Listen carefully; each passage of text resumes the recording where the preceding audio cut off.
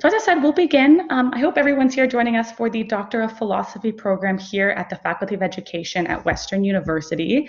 Thank you again for taking some time and spending that with us. So today, some of the hosts that you'll be hearing from, myself, I am Courtney. I am one of the recruitment coordinators here at the Faculty of Education, and I'm joined by one of my colleagues, Amber, and she is also one of the recruitment coordinators. We may have spoken to some of you in the email correspondence that we've had, but we also have with us today Jennifer Davila and Allison Watson. So Jen is our manager of the graduate office and Allison our graduate affairs assistant, and they are the two experts here today. So you'll hear them throughout the presentation, and they'll be answering some of the questions that you may have today. So I did say that if you're having some technical issues, try signing out and signing back in, but don't worry if you do miss anything, because this presentation is being recorded, and we will be sending out the presentation slides within the next 48 hours. And then again, we will have some links up within the presentation, so don't worry about, can anybody else not hear me? Is everybody else able to hear me okay?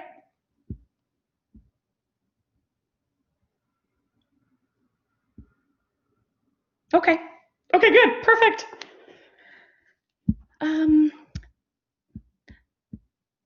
Sorry, Jen. Oh, you can't hear me, so I'm saying that. Sorry, Jen. Amber, I don't know if you can hear me, if you can kind of take a look and see if we can give Jen some access there. Perfect, yes, log back out and log back in. So we'll continue going. But again, don't worry about trying to write everything down within the presentation slides and trying to capture those links, because we will be sending out this slide deck. So for today's agenda, we're going to be discussing the program overview and the program structure. We'll be going over admissions requirements and the application process as well. Applications did just open, and I know we are already starting to see a lot of questions. We may spend some time there. We're also going to go over the fees and funding, and we're also going to have a Q&A session at the end. So you are more than welcome to continue chatting in that chat feature throughout the presentation today.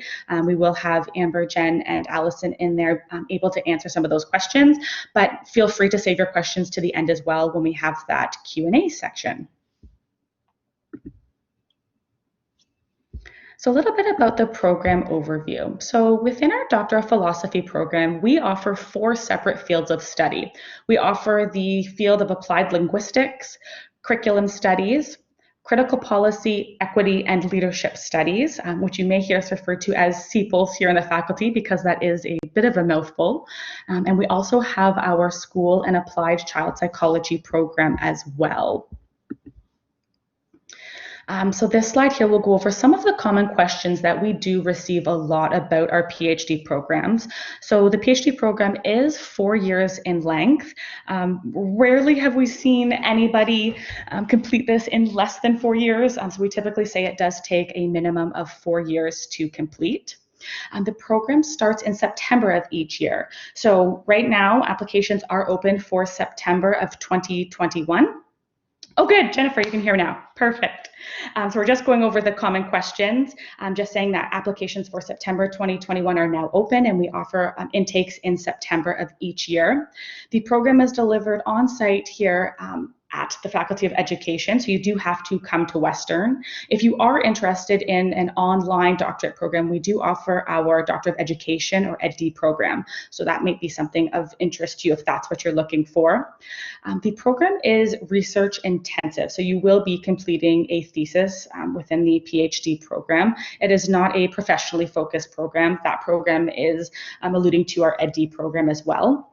So yes, you will be completing a thesis, and no, you will not be completing an organizational improvement plan. And you might not have heard that term before. That is, again, a term we use in our EdD program. So that's just to give you an idea there.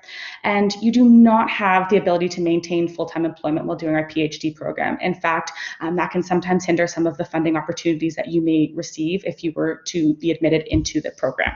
So working full-time is a no typically for this program.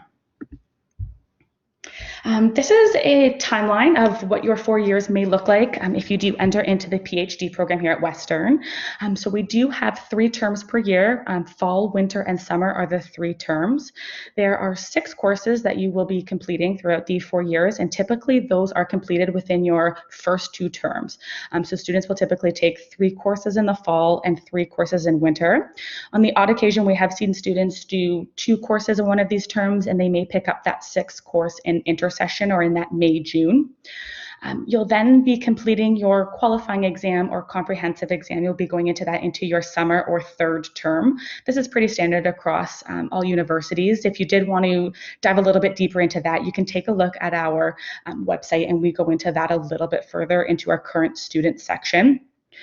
Within year 2, in term 4, you'll be doing your thesis proposal, and typically we'll have a little presentation at the end of that.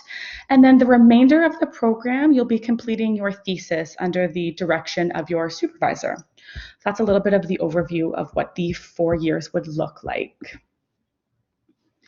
Application and admission. So these are some of the basic requirements that we are looking for. We do recommend, depending on the field of study that you're interested in taking, to take a look at our website and just verify all of the requirements needed, because each field may have some specific requirements that you need to meet. But for all of the PhD programs, the basic requirements that you must have would be the completion of a master's program and a master's thesis as well. Now, if you have completed a master's research project and not a master's thesis, that's okay, not to worry, we will still look at that. We are also looking for an 80%, an A, or the equivalent of that, completed in your graduate work, as well as a clear statement of plans for future study and research. And this would be summed up in your statement of intent. So the statement of intent is where you're really giving your application a voice, and you're telling the adjudication committee, what your future goals are, why the program is a best fit, what you hope to achieve academically. So we always recommend spending some time within that statement of intent as well. So some key areas to consider, and this is what the admissions committee or adjudication committee, as we sometimes call it, is looking at. Now, this is in no particular order, and it is not weighted. So what I will say is your application will be looked at holistically. Each applicant is looked at individually. No one piece of the application does outweigh another. So if you're reading the requirements and you feel like maybe you're lacking in one area and really strong in another, don't let that fear you into applying. We will look at everybody as a whole, but going down the list a little bit, of course, making sure that you're meeting those minimum admission averages, so having that 80%. Making sure that you're spending time, like I said, on that statement of intent, being really clear and concise and explaining why the program is a best fit for you. The statement of intent is about 500 words, so making sure you're capturing what it is your thoughts are within that 500-word document. Also, your writing sample they will be taking a look at. Having that writing sample done in APA format is really great, because that is the format you would be using throughout the doctorate. As well, having excellent references. So we're looking for 3 academic references within your application. And then within the application as well, any additional information that you feel the admissions committee should know about you when reviewing your application, we do recommend uploading that within the supplemental document section of the application. So again, none of that is weighed in any particular order, but do spend time on all pieces of that application, because they do go through that in detail. So a bit about the process of the application. So as I said, applications just recently opened. I believe this week they opened. So hopefully some of you were able to get in there and take a look around. If you haven't, we do recommend getting in there and feeling out what the application process is about. You do not need to complete your application in one sitting. So it is okay to go in there, look around, take a look at some of the documentation you need, and save the application and go back to it as many times as you need to. Just make sure you submit before the deadline. But within the application, you will require the $120 application fee that can be paid at the end before you submit your application. application. And that's just sort of the fee for the departments reviewing all of your documentation and that sort of stuff. You will need to input your references. So we do not require a reference letter. What it is it's actually an electronic form that is sent to your referees. So within the application, you're actually going to input your 3 references: first name, last name, email address. Once you click save, they will automatically be sent that electronic form. So you don't have to submit your application first for that to send. That will send automatically. So we do recommend touching base with your referees first, just letting them know that you are using them, because they will receive that once you save their information into the application. And then, of course, you'll want to upload your documentation into your application, and that would include your transcripts. Now, official transcripts are not required within your application. You can certainly upload unofficial transcripts, a PDF document of your web academic report, screenshot, anything of that nature. Should you be offered admission into the program is when we would ask for you to supply us with your official transcripts. You'll also want to upload your statement of intent, that writing sample. Now, for your writing sample, we're really looking to see that you can write at the graduate level. So students have submitted pieces that they've written in previous academic settings. So you don't necessarily have to go out and write something completely new just for this application.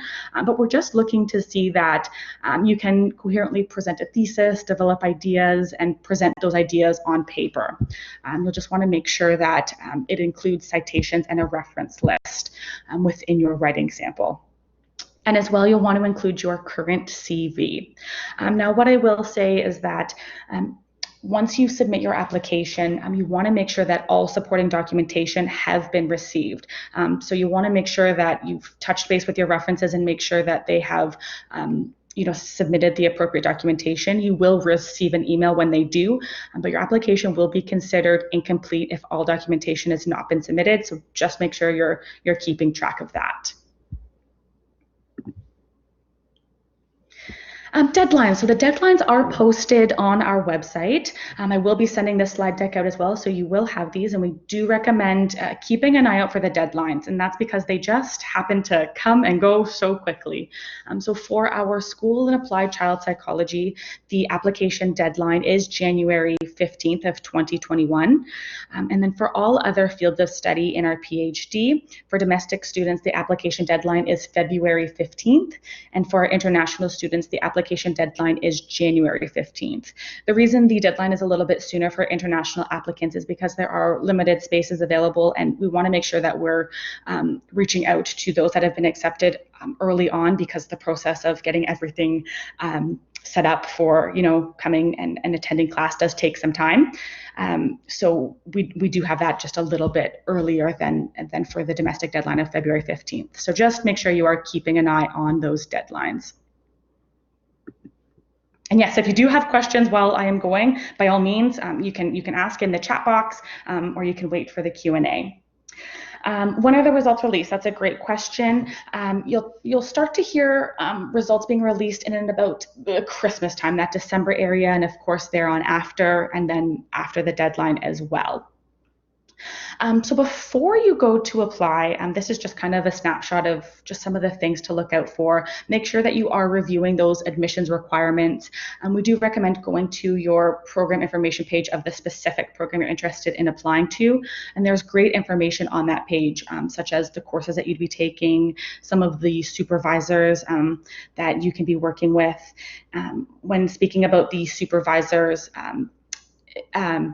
you don't need to have confirmation, not for all of the programs, for some maybe, but you don't need to have full confirmation from the supervisors before submitting your application. Don't let that deter you. But we do recommend that you do reach out to those supervisors beforehand. Just make sure as well that you're preparing documentation, so your transcript, statement of intent, resume, and just make sure to note those deadlines.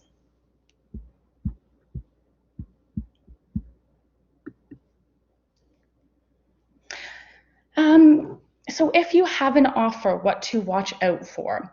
Now, of course, that hasn't happened yet. Applications did just open up, but in the coming weeks, typically, I think, Jen, we say December is when they may start to come out with offers. You'll want to make sure that you're watching for an email, and you'll receive an email from your graduate affairs assistant, but you'll also receive an email from the School of Graduate and Postdoctoral Studies, or SGPS. They are the governing body of all graduate programs at Western. So you'll receive an email. You want to make sure that you're accepting your offer, and that'll be done through the Western Student Center. And then you'll make sure to wait for any additional information on registration and orientation.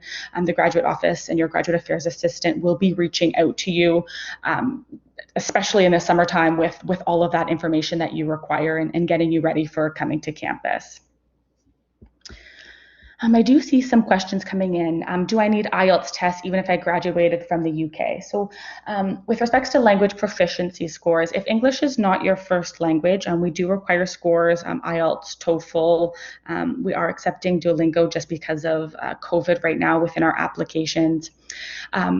You may be considered exempt from providing English proficiency test scores if you've studied full-time academically for at least 2 years at an English-speaking university or 3 years at a college in a country whose first language is English. So if you feel that you do meet those requirements to be waived, we do recommend within your application just requesting to be admitted from supplying the English proficiency test scores.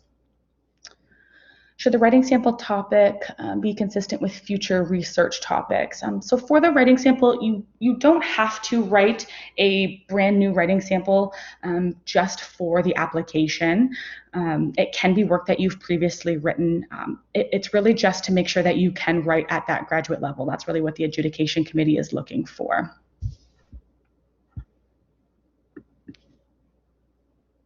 So fees and funding. Now, this is always fun to talk about because there is funding that is given within our PhD program, which is great. So your tuition for the 12 terms for the 4 years is covered, and that'll be talk to you with the graduate office. The graduate office takes care of that for you, but you'll also be given an additional $13,000 per year. Now, part of this will be completed through an assistantship role, or some of you may know of it as a TA role, and that's typically completed within the fall and the winter months, where you'll be doing about 10 hours per week from September to April. Now, I believe that's anywhere from $1,500 to $1,700 per month, I want to say. It won't equal up to that $13,000, so you would receive the remainder in a lump sum as well. Oh, actually, I want to go back to that slide because one thing I do want to note is that although the tuition is covered for the PhD program, students must pay their own ancillary fees each term, and that's about $1,200 to $1,500, I want to say. Amber, if you want to let me know the ancillary fees in the chat box, that would be great. That is listed on our fee schedule, but that's per year, and you will have to cover those. So just keep that in mind. And funding sources. Now, some of you may be thinking, how in the world am I going to live off of $13,000 a year? And that is a tough feat to do. So we do recommend taking a look at some of our additional funding sources and applying to as many or as little of these different scholarships and awards that you are able to. Now, Jen, I know you know a little bit more about some of the individual scholarships and awards that are listed on this page, if you maybe wanted to speak a little bit more to those. Or Allison, if you know those as well. Hi, can you hear me?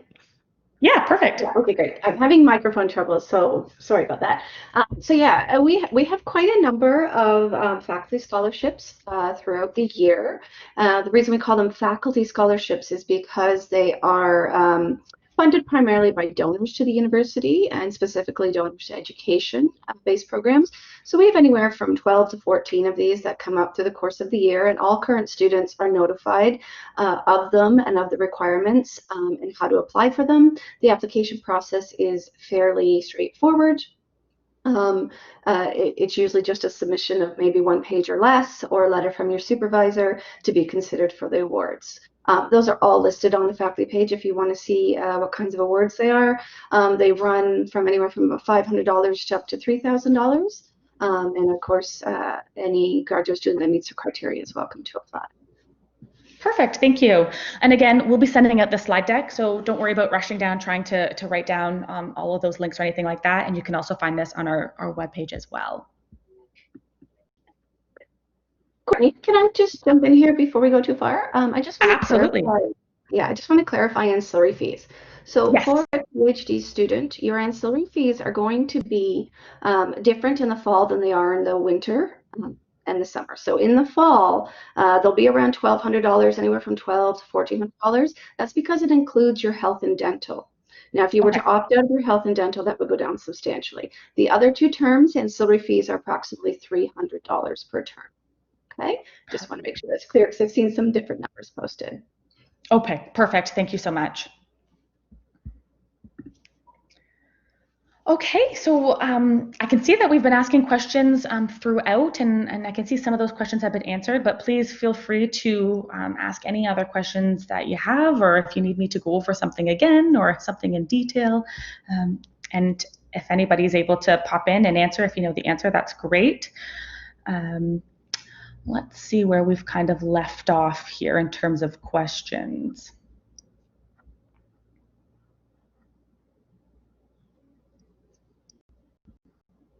So Kesha, it says on the website, it's mentioned that 4 international students are considered in the program. Is that still a current number or is it flexible? So yes, every year it is between 1 and 4 per year. Do we have that exact number this year, Jen? Have we been told that number? As far as I know, it will be 4, Okay. and I'm looking forward to that. But it will absolutely not be more than 4. So that is the Okay. maximum amount of international PhD students our Faculty of Education brings in. So that's usually one person per academic research cluster. So one person in applied psychology, one in critical policy, equity, and leadership studies, and one in curriculum or applied linguistics. And then there's an extra, a fourth one that will be determined later based on the applications as to which ARC would receive that second spot. So Nicole, the references do not need to write a reference letter. So no, a reference letter is not required. You'll fill out their information within your application and they are sent an electronic form to fill out. And they'll ask questions about your academic history just because 3 academic references are required for the PhD program.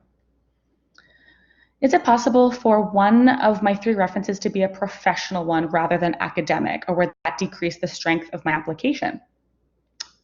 Jen, are you able to speak to that, or Allison? Well, Allison, why don't you take that one? You've lived this a lot. Hi, everybody. My name is Allison. I'm a graduate affairs assistant at the Faculty of Education.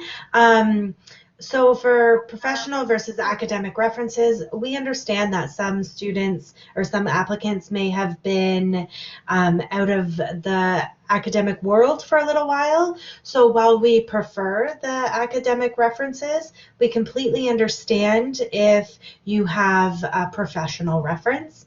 They just need to be able to speak to your skills and your strengths.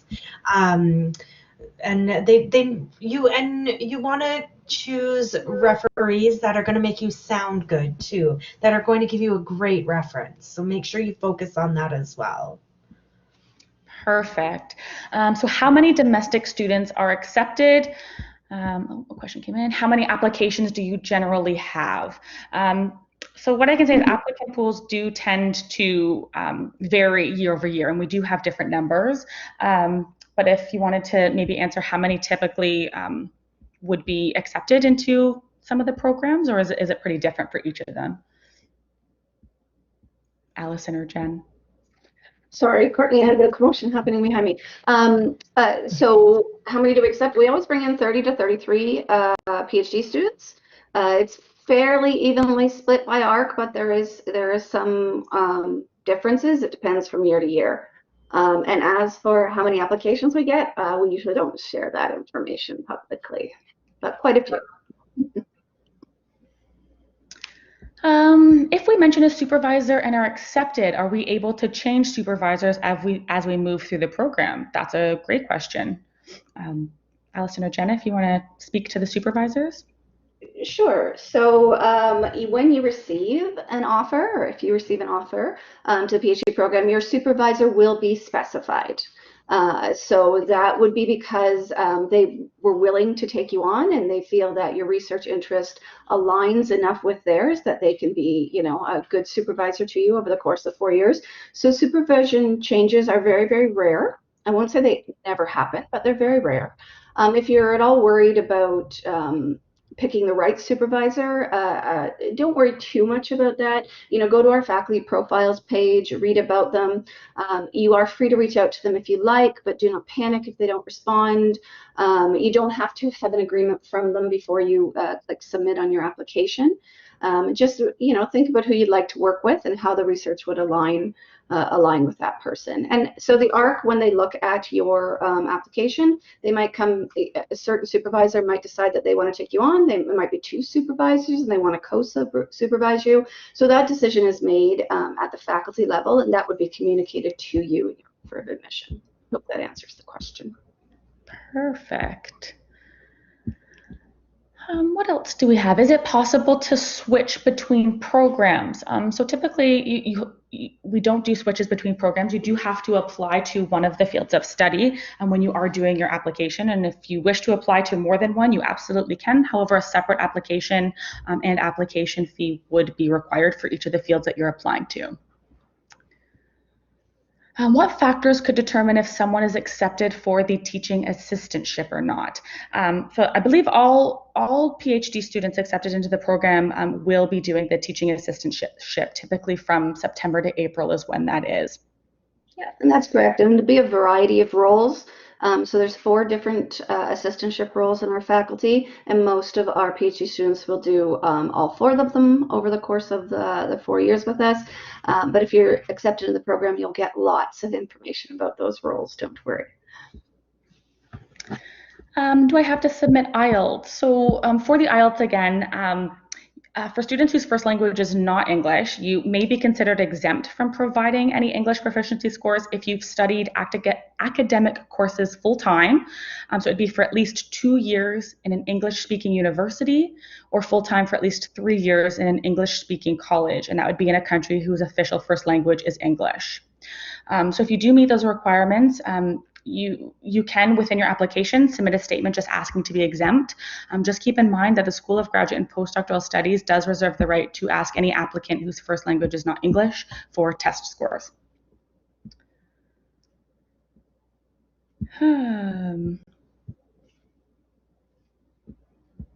So in terms of any of the questions asking about specific eligibility, if you wanted to send us an email, we won't spend time today going into each individual person's application, but certainly you can send us an email and we're happy to go a little bit further into today. We're going to keep this session just a little bit more high level and focus more about the specific general information about the program.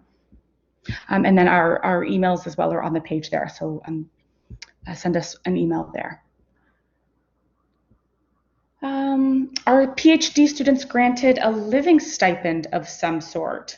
So I believe that would entail the part of the $13,000, however you wanted to use that $13,000 that you're granted can go towards living expenses. Jen, I don't think there's anything additional above that in terms of living expenses, is there? No, there isn't. So the way it works is your tuition is fully paid for. Like we mentioned earlier, you have to pay your tuition fees, which are anywhere from $1,200 to $2,000 a year.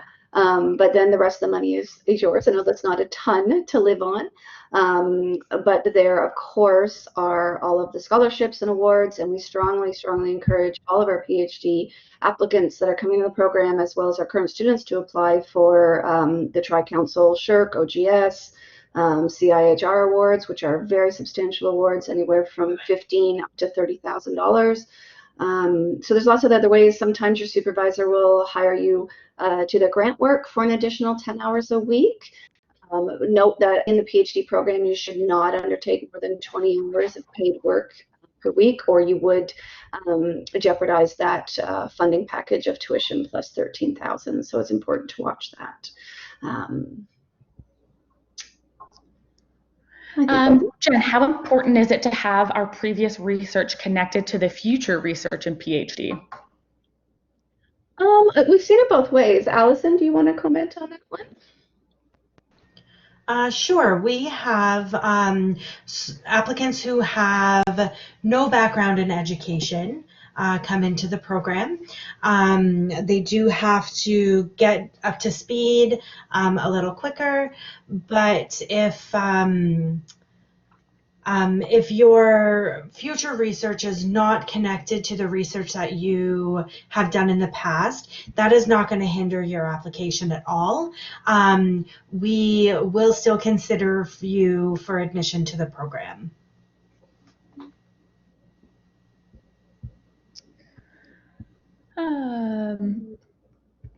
What else do we have here? Sorry, I'm just scrolling through the questions.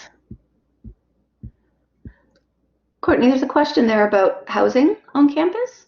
I think Amber just Yeah. put in there. We do have on-campus graduate housing, and we have upper year housing as well. So Amber has provided a link, and if you do want some more information, send us an email. We could give you more links on that. But we do offer, upper level housing on campus. Yes. Would you happen to have the demographic breakdown for the Faculty of Education programs? Do we have that on file? We don't. I don't know what specifics you're looking for. It's not something we typically publish. But if you wanted to send us in a note, we might be able to share. It depends what you're looking for.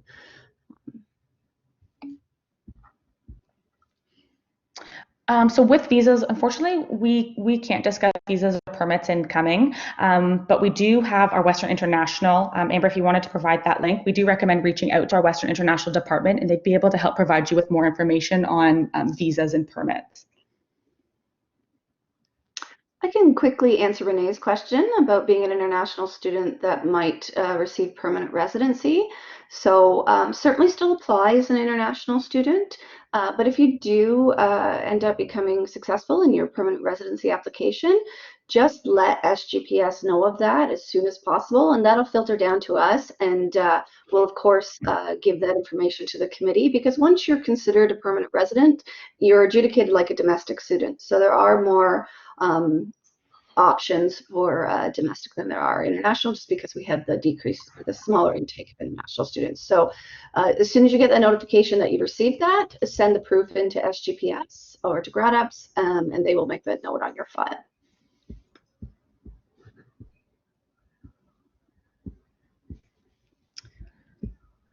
I think we've got to most of them. We will absolutely still stick around if you do think of some other questions as well. I'm just going to kind of take a look and make sure we did try and answer everybody here.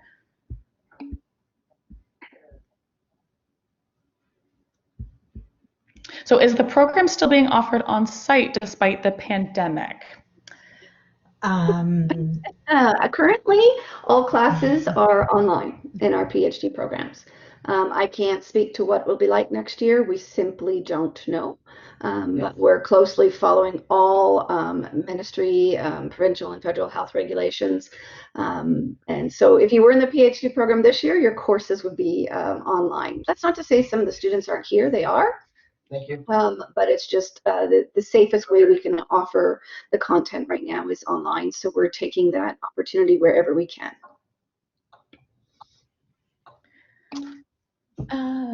So can you elaborate on GPA requirements a bit more? Do you look at individual classes of the overall GPA? So we are looking for a minimum of 80% or an A in your final 2 years of study is typically how they calculate that average. So for the PhD admissions, we actually look at your entire master's degree. Oh, you do look at the entire. That's yeah. So some master's degrees are 1 year, some students finish in 1.5 years, some finish in the 2 years or 3 years, but we look at all of the courses in your master's degree that you have completed. Courtney, could I answer the question from Ahmed about when we're receiving our applications? Yeah, we do get this a lot. I know, and it really, we can't give you a specific date. It depends. It depends on a lot of things. It depends on when the community is adjudicating. It depends on when we get your file. Some of our ARCs wait till the deadline to make the decisions. Some make them on a rolling basis, some hold some. So this is what I would counsel you to do. As soon as you click submit on your application, do not walk away from it and think, I'm done. And, Faculty of Education is going to reply to me in a week. What you really want to keep an eye on whether your references have been submitted. That is one of our biggest holdups for adjudicating applications, is that the referees or the references haven't sent in their notice, and your application will literally just sit there until those come in. So you get a notice or an email when your referees are in. So keep checking back with that. Make sure everything's in. Make sure you've uploaded everything. There's no outstanding documents that anyone's waiting for. And then it depends on the time of year you apply. SGPS is the governing body that adjudicates all grad programs across campus. So in November, December, they will get thousands upon thousands and thousands of applications every day. So it may take them a few days to get your application to us. It may take them 2 or 3 weeks to get your application to us. And then, of course, it goes through all of our processes.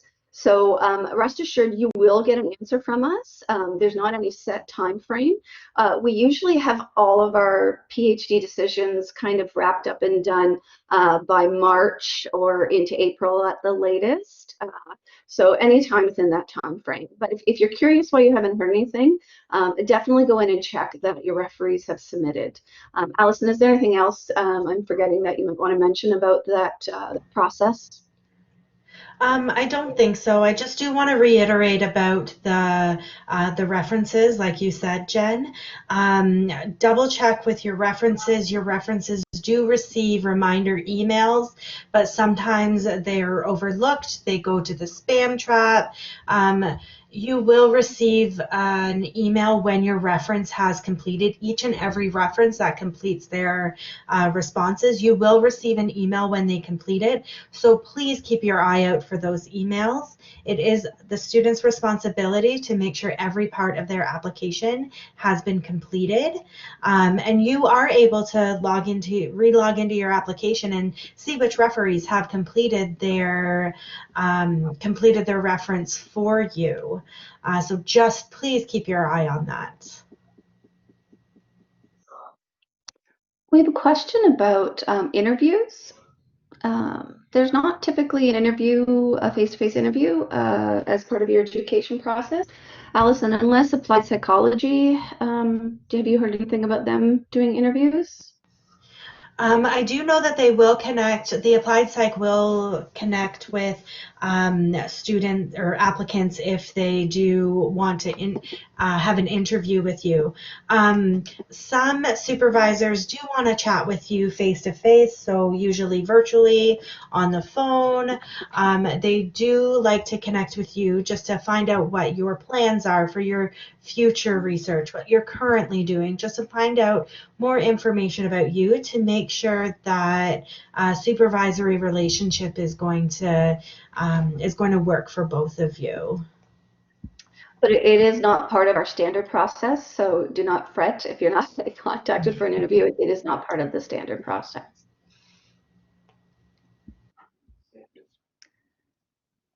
Is there an option? Oh, sorry, go ahead. I was just going to say, could I submit IELTS although it expired a year ago? Typically, we do want to see your current test scores within your application. Is there an option to add more than 3 references? I No. don't believe there is. I'm trying to think. I tried to check. Something else that you really think is outstanding, you can upload it as a supplemental document. The committee may or may not take a look at it, but if you have such a plethora of wonderful referees, then please make sure you're picking the 3 that will give you the best possible reference. Okay. This is a question we actually get a lot. Is it acceptable to use a personal domain such as Gmail for your reference email, or does the email address need to be associated with an institution? So I can take that. I feel like I haven't talked enough today, so I can take that.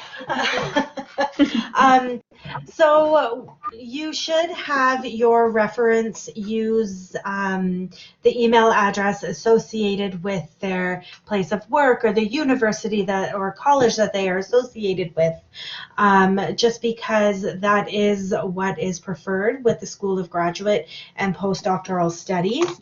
Now, if there is an emeritus professor and they no longer have an email address associated with their university, then you should get in contact with the School of Graduate and Postdoctoral Studies just to let them know that the referee does not have another option to use for an email address. And I will let you know if you do end up emailing the School of Graduate and Postdoctoral Studies at gradapps@uwo.ca. Make sure to include a lot of information about your application. Definitely include your application number because, like Jen said, they handle thousands of applications per day. So make sure you include as much information as possible.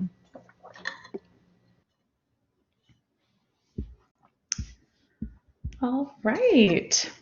Did we get everybody in there?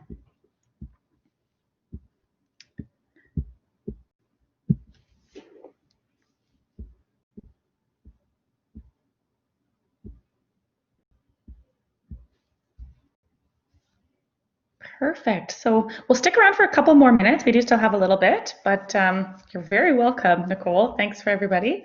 But yeah, if you think of anything else, we will stick around for a little bit longer.